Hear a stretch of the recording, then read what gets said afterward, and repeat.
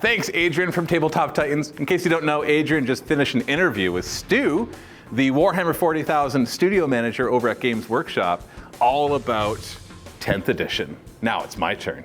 Now, Adrian and I weren't the only ones invited to interview Stu from Games Workshop. There was 5 of us in total. So we have Adrian, as I said, from Tabletop Titans, myself from MiniWarGaming. We've got Steve from Vanguard Tactics. We got Nick from Play on Tabletop. And last but certainly not least, we've got Lawrence from Tabletop Tactics. Now I'm gonna link to all of those in the description below.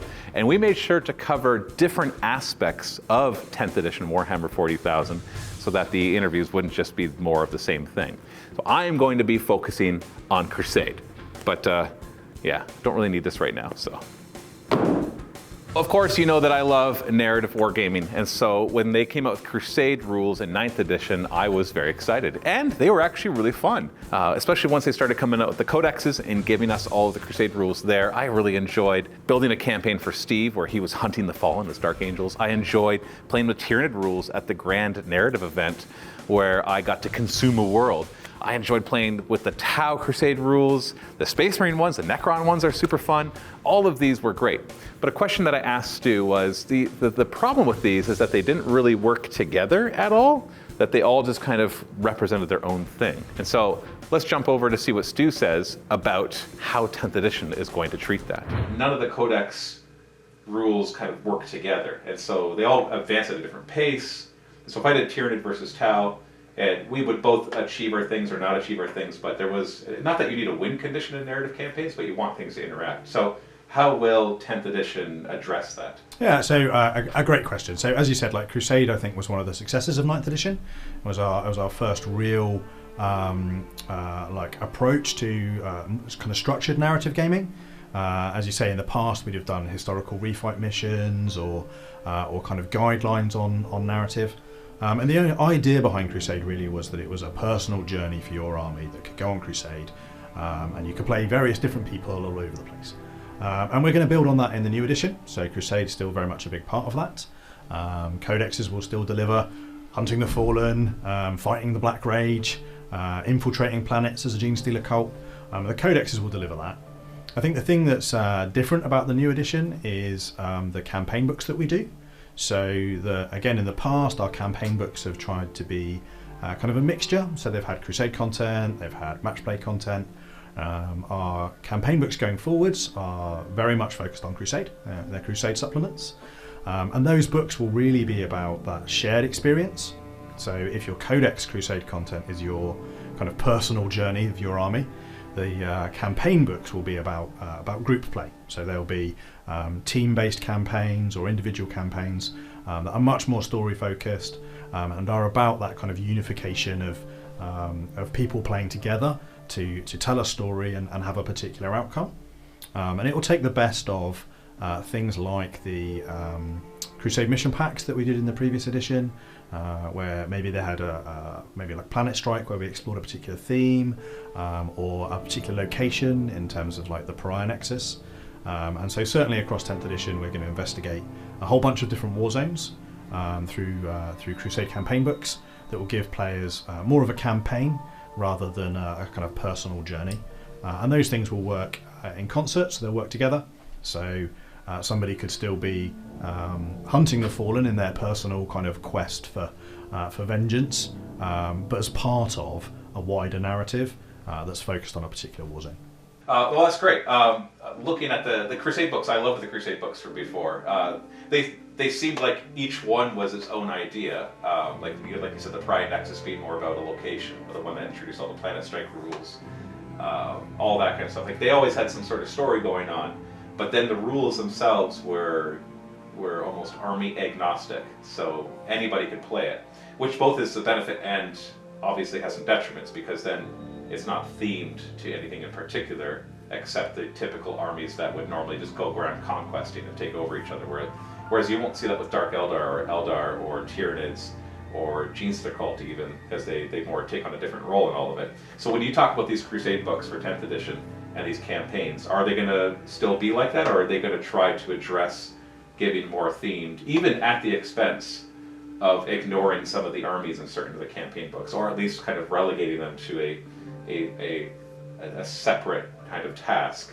Like, for example, would there be a Crusade book, not specifically this, but like that focuses on a tyrannic invasion, and so the one team would need to be Tyranids or Genes to the Cults, and then the other team could be whatever that you need it to be. Are we going to see things like that in 10th edition? Yeah, I think we'll see a mix. So I think we'll do some that are very broad in terms of the armies that can fight in it, and might lean into archetypes. So you might have one which is about kind of raiding forces, and several different kind of factions can play that role. You know, Chaos Space Marines, Drakari, Eldar Corsairs could all play that kind of raiding faction. Some might be much more generic, and it really doesn't matter what factions there are, and some might be much more heavily themed. So I think what we want to be able to do is have a variety of different kind of Crusade experiences across the edition, which will kind of scratch slightly different gamer itches each time. And what we really are looking to do with these campaign books is really have a curated experience that feels different to just playing a Crusade game in a more generic fashion. As you approach all of this, like, it's interesting to try to figure out, because you've got so many people out there playing, people buying your products, and there's so many unknowables with it. And so obviously tournaments over 9th edition has been a really good way for you to collect data, and the competitive side of things. You're able to track the GTs, the grand tournaments, and you're able to see who's doing well. And we saw that with the meta watch and everything, a careful consideration of how to balance and rebalance different forces, which, probably worked at the competitive level, and maybe it had its effect on the narrative side of things as well. Now, but you really can't do that as much for narrative, because people are just playing games in their basements, they're playing games wherever they happen to be, and you can't really know the effects of the rules changes or the new codexes or indexes on those. So with that limited data, because I'm sure you have some, how do you go about writing rules without really having that full set of information of how the rules are used and how they actually work at a narrative level? That's a really good question. I think fundamentally they're quite different. So the kind of key things about a match play experience is all around kind of fairness, and players feeling like they won or lost the game because they made better decisions than their opponent, or Lady Luck was on their side. So the data is really helpful for that in terms of balance and helping us see the kind of win rates, or for a faction, or unit inclusion rates, or victory point differentials. There's all these things that make a good match play game. And I think a narrative game needs a different set of analysis almost. So you're right, we don't have the same kind of data, but also I don't think the same data is the right data. So when we're looking at narrative play, I think it's much more about the play experience that we're trying to create, how those tools work, and then how players are using those tools once we've made them. So, we get sales data, so we can see kind of a rough metric of how many people are engaging with Crusade versus match play.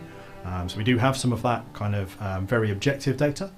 And then a lot of the games design team that we kind of lurk out there, both in the real world and the internet, looking at kind of what's going on in the community, seeing how kind of narrative play is being expressed in that way.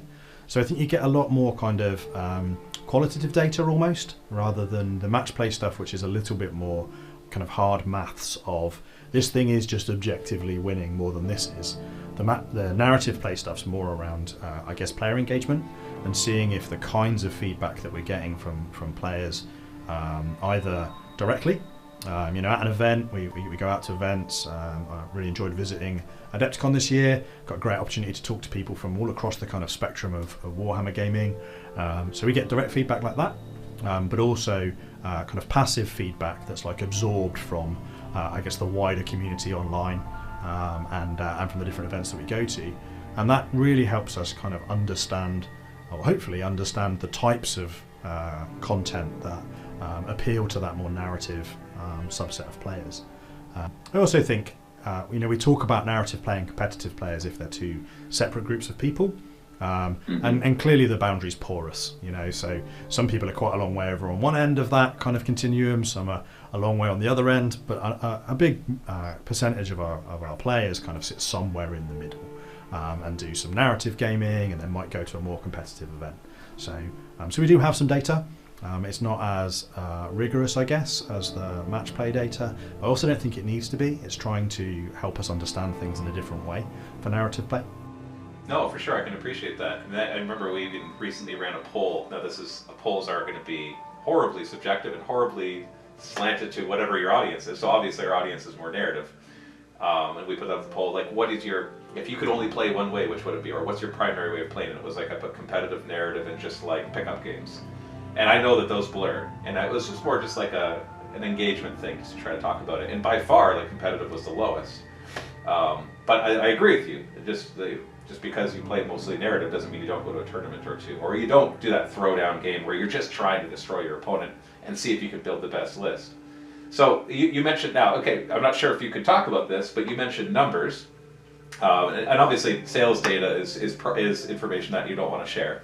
But if you had to kind of look at it, and you looked at the player base, and without going into like numbers and looking at more at percentages, what would your guess be is kind of that percentage of players who more focus on competitive or more focus on narrative, or maybe even that don't really play much at all and more focus on the hobby? Like, how do you have like any figure, even if it's like broad, not an official, this is like stamped figure of what the numbers are? Like, do you have something like that? So not really. I think it's much fuzzier than that, because what you don't know is, people who are playing competitively and narratively they still appear as two separate purchases or two separate like attendees at an event. So things like the Grand Narrative are a really good example, where the Grand Narrative event that we ran, even within that, you had some people who are probably more match play focused, but were there because it sounded like it was going to be loads of fun, and I think it was. And then you had some people who were very, very narrative. So I think it's quite hard to separate out a percentage, but I think we're pretty confident there's enough of both. And what we want to be able to do is support people in whatever way they want to play Warhammer. So we're going to continue doing stuff for both, and some of that will be the same people who kind of have a finger in both pies, as it were, and some people will be much more kind of polarized, I guess, in the way that they choose to engage in the hobby. And as you said, there's also a whole bunch of people who are active Warhammer hobbyists but maybe don't really play, and that might be lack of opportunity. Which is one of the things we're trying to do with Combat Patrol, is give a kind of smaller format game. That means that people who may be a little bit time poor or want to try a new faction, it's much easier to kind of dip into something like Combat Patrol, where you're looking at 20, maybe 30 figures, rather than a 2,000 point army. And I think that again will help people who maybe want to play more but don't really get a chance to engage, as well as new players who maybe haven't played Warhammer before. Yeah, for sure. No, I can totally appreciate that, because obviously, like we said, there's a mix in all of it. It's just the analyst inside of me is always trying to like subdivide categories and trying to figure out like what. Not that you could use that data. We could use it for like what battle reports we film. You guys use it for what products you create, obviously. And so both have to find their place, which is obviously I would assume is a big challenge for you guys to find that balance. Because you have limited resources, whatever that limit might be. It might be a big limit, it might be a small limit, but you always have to look at, like, if I put more time into this, is that better for the company, or do I put more time into this, is that better for the company? And obviously, what's good for the players and what's good for the company can often overlap. So let's talk story. Now, I don't want to do any spoilers for the awesome Tyrannic invasion, which I might be a little biased for enjoying, and watching those Tyranids come in. Like, the Tyranids obviously have had the spotlight before, but this feels different. This feels almost like, everything else you guys thought was important was not actually important. And we see this new Tyrannic invasion coming from the west side, the Segmentum Pacificus. And I don't want to spoil the story, except obviously there are Tyranids, so spoiler alert. I think that's already been revealed, though, so I don't think that's anything of a spoiler. And there's lots of fighting, and there's lots of war, as there would be in 40K. But I'm going to ask one question, because I'm really curious about this, also because for my own edification of writing narrative campaigns and doing battle reports, the one thing I didn't see were the Tau in the Segmentum Pacificus in that story. So what's the future of the Tau when it comes, because they're the only race that is stuck to a specific location. So are we going to see them in the Segmentum Pacificus at some point? It's a great question. Will we see them there in the future? I mean, the future's a long time, right? There's tens of thousands of years. In the fourth Tyrannic War, which is the setting for the Leviathan box and the first war zone we explore, there aren't any Tau that we know of. They have just developed the fifth sphere expansion, which enabled them to do some interstellar travel. So they have broken out of the Tau Empire on the eastern fringe. But as far as we know at the moment, they've got one kind of toehold in the Imperium Nihilus around the fifth sphere setting. So as far as anyone knows, that's it as far as the Tau kind of gradual conquest of space. One of the interesting things about the Tau is they are one part of 40k that evolves and progresses. So most of 40k is quite backward looking and quite kind of insular and not particularly pro-innovation and change, whereas the Tau Empire is almost the antithesis of that. So will we see them there later on? I can never say never, but certainly the Fourth Tyrannic War is focused on the forces of the Imperium and the forces of Leviathan. Pesky aliens like the Drukhari and stuff show up all over the place, but the core focus of that story is the Tyranid invasion of Imperial space. See, part of me actually likes that, because that kind of goes back to one of my earlier questions of just being like, you know what? Without doing some major shoehorning, we can't get this faction in there. So let's just not have that faction in there. And you know, it may be for Tau players, they'll be like, oh, that's too bad. But obviously they can go ahead and play the campaign and all that. And we can always make our own. There's a wormhole. Now there's Tau over there. It's not hard. But I do actually appreciate that. I appreciate the, you know what? It just doesn't work. There's no Tau here. And we're not going to try to force it to happen because it's not what the story is about. So I like that. So anyway, so that's great. Was there anything else you wanted to talk about when it comes to Crusade stuff? Not really, I don't think. I think it's just super exciting, and we're really pleased that we've got a way of kind of supporting narrative play in a more structured way. I think we learned a lot about doing it in 9th edition, and we'll carry that into the new one. And there's plenty more Crusade stuff kind of coming down the pipe. Awesome. Well, thank you very much for taking the time to talk to me about this. Very excited for 10th edition, especially Crusade, especially narrative stuff. I look forward to seeing what you guys come up with. Oh, well, thanks for having me. It's been great. All right, well, I'll talk to you later. Well, I better get this again. I can't say that I'm sad to see 9th edition go. It was a hoot, but it definitely needed a reboot. So a big thank you to Stu, the Warhammer 40,000 studio manager over at Games Workshop, for that awesome interview, and I hope that you enjoyed all the stuff about Crusade. I don't really need this anymore, the 9th edition rulebook, like, who wants this anymore, right? So I'm gonna pass it on to Steve from Vanguard Tactics, who also got to interview Stu, but he talked more about competitive stuff, not Crusade stuff. So make sure you go check him out. I'll put links in the description below. Here you go, Steve.